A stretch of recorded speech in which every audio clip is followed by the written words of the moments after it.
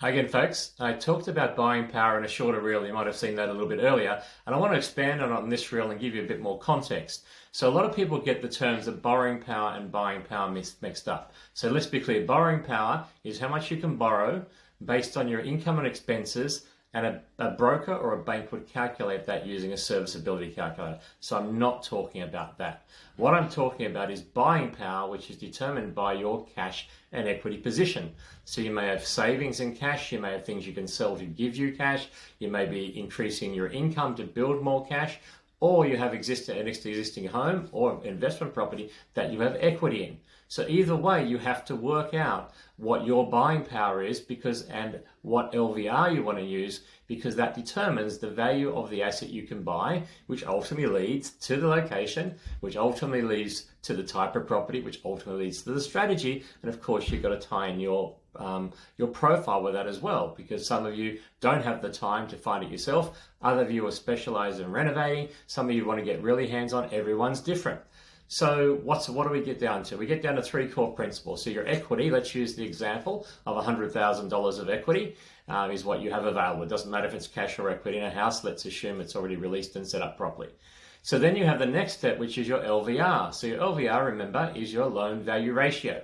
And you may recall that can vary based on bank to bank. Most people think of 80% because they don't want to pay that other thing called LMI, mortgage insurance, which could be tens of thousands of dollars, so they try and save a 20% deposit. Now, that's what most people do because they want to save an expense. The issue is, if they're not saving any money now, and how are they going to save a 20% deposit? And most of those people never get into the game, especially if you're trying to do that with cash on your first property. When you're using equity later, yeah, it's not a bad idea. So most people go for 90% and 95% if it's your own home. So obviously, if it's 90%, you need a 10% deposit. If it's 95%, you need a 5% deposit. Now, there's numerous grants and other opportunities there for first homeowners, which can be useful.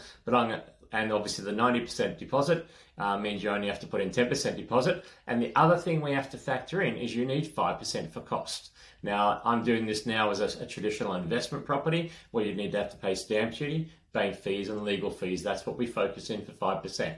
I'm not including mortgage insurance with that, which is a variable cost, because you may or may not pay it. You may get the grant from the government where you don't pay it as a home loaner.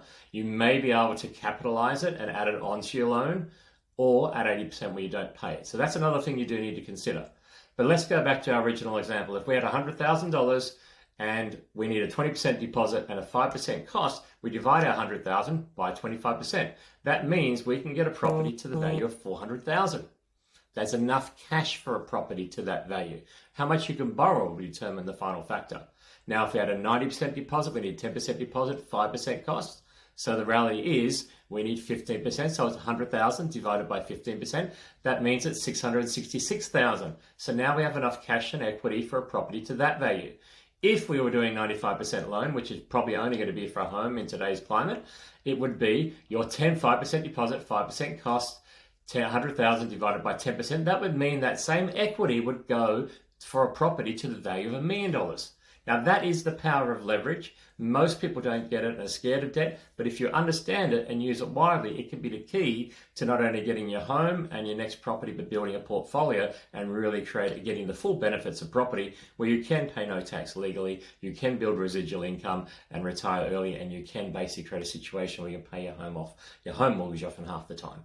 If you want to learn more about that, I've got that basic download on my website about buying power. You can go and download that.